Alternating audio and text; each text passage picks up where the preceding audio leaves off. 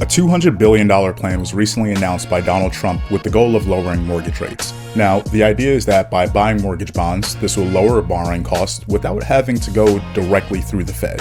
And of course, this is big news because we've been waiting for changes and to see some sort of big drop happen, and this might be the year. But of course, this isn't concrete yet. So on this episode, I'm going to be breaking down what the plan actually is, what it would take for this to be done, and how it's actually going to affect people like me and you, people who are sitting here looking at the market, looking at our finances and saying, okay, what's the move that we should make based on this news? So let's get into it. And we'll be back in 3, 2, 1, we gone. Welcome back, family, to another episode of the First Sip Podcast. I'm your host, Dekimbe Smith, and this week, as we sip on our black coffee, we are going to be breaking down the recent news from Donald Trump, who is pushing really hard right now to make housing more affordable. And I'm saying this because we've seen a couple ideas come out over the past month now that has ranged from 50-year mortgages to banning institutional investors to now dumping $200 billion to go ahead and lower these mortgage rates. And how is he going to do that? By buying mortgage bonds. Now, we've seen this time and time again, right? We've seen this with the global financial crisis that happened with 2008. And we also saw this in the pandemic when rates were cut down to about, 0% at the time. And what happens here, right, is the government starts dumping money, right, creating money, the printing press opens, and they start dumping money to kind of stabilize things, right, to make sure that these bond markets are still attractive to investors. So Donald Trump is saying, hey, listen, we have all this money right now from Fannie Mae and Freddie Mac, these two organizations that are now government entities. They were before, if you've probably listened to the podcast, these used to be private groups, right? But back in the global financial crisis, they were brought into government control to pretty much save them, right? So we didn't tank everything. So now that they've been in government control, they have buku bucks, a whole bunch of cash just sitting there. And Trump is saying, hey, we have $200 billion sitting on the side. So let's go ahead and buy up some mortgage bonds, right? Now, why would he want to do that? And that's what we're going to be getting into the next section. But this is something that can be really significant because you are already seeing some movement within that rate market, right? Rates right around, let's say, Friday, Thursday of last week had dropped to about 5.99% for the average 30-year fixed. And I don't remember the last time we saw the average 30-year within at that 5.9 number. Now, of course, it jumped, it went back over the sixes. Right now, I think we're at a 6.01 or something like that. But this is the type of movement that we like to see and hopefully continue to see throughout the year. But there's also some other things that have gone on since his announcement of, dumping the $200 billion to buy these bonds that have also made the market move a little bit differently. But let's stick on what's going on right now with his idea to use Fannie Mae and Freddie Mac to purchase these bonds. So what does that actually look like? So essentially, for us to understand how this is all going to work, we got to start off by breaking down what Fannie Mae and Freddie Mac really do, right? Like, what's their purpose? And to keep it really simple and plain, not to dive into the technicalities, what they do is they go to the banks, the lenders, and they buy the mortgages that they've closed, from the home buyers, people who are looking out there, in the whole housing market. They buy those mortgages, they package them up in a nice little bundle and create what we call the mortgage bond.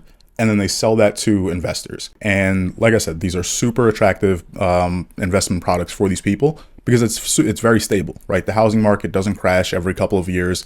The American housing market is very stable. So when they see these things being offered, they buy into it. And then when you see something happen, like right when the government steps in and drops this kind of money and the prices for these bonds go up, which makes it more attractive to the investors. And now at this point, they're willing to take a lower yield, right? So what do we mean? That percentage that they're going to get each year, they're willing to take a little bit lower of an amount. And that's where you start seeing that connection to the actual mortgage rate for the regular consumer, the regular home buyer, right? Once those mortgage bonds become more attractive, investors start pouring in and saying, hey, I see y'all are dumping a whole bunch of money in there, right? And now the prices are starting to get to a point where it's now really attractive to me. Boom, I'm all in. So what happens now, you can pay out a lower yield to that. And now the consumer now gets a lower mortgage rate. So this is, like I said, this is the government's way to step around what the Fed is doing and seeing, right, in their controls to cutting rates and saying, hey, let's accelerate this a little bit more.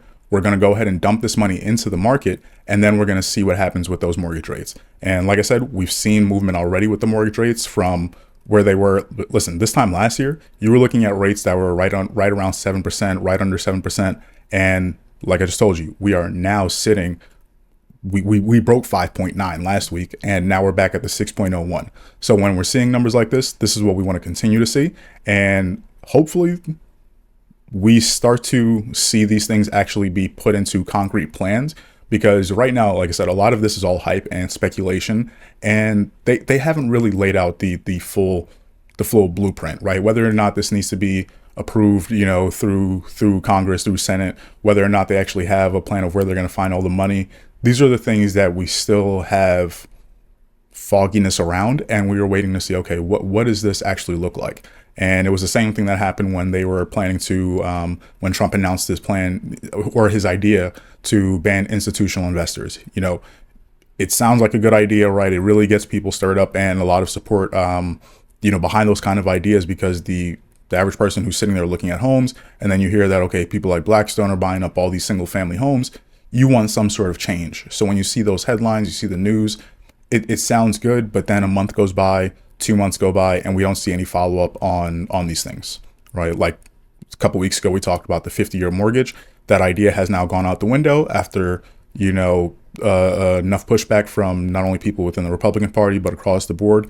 People are saying this isn't what we want, right? We don't want to go from paying 30 years to now 50. So let's try something else. And that is where I am, on the positive side of saying, at least we are trying to come up with some ideas, and we're seeing something being put out there. And I think we're going to see more and more of it this year, as affordability is at the top of everybody's mind, right? And why, of course, this is we're going into midterm elections, and people are going to try to make sure that they get the support of their people, and everybody's talking about prices. So don't be surprised if you continue to see more people pushing out more ideas, more bills, trying to ban more people, trying to do more rent freezes, more rent caps, kind of like the Mamdani plan.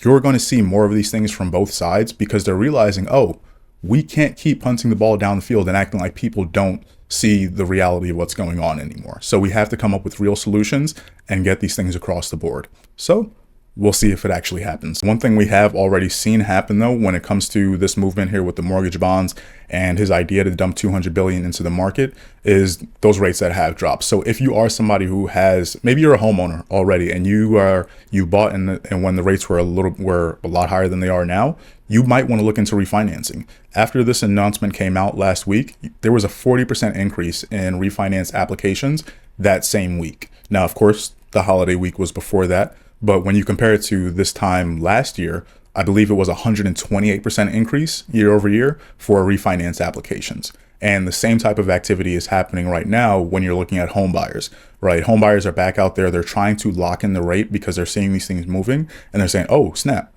I haven't seen that number in a while. And if you're not somebody who pays attention to this, every single day, that's why I try to bring this information to you guys each and every week so you can stay informed.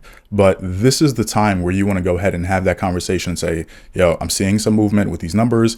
I've been waiting, waiting for the right time. And this seems like a good time. So what should I do? What will I need to bring to the table when that time actually comes and I'm ready to strike and say, okay, let's go ahead and do it. But talking to a professional, I just had a conversation, just did an interview yesterday with another agent I work with here in Philadelphia, Jared, and we were talking about taking that time to talk to a professional to really set your plan.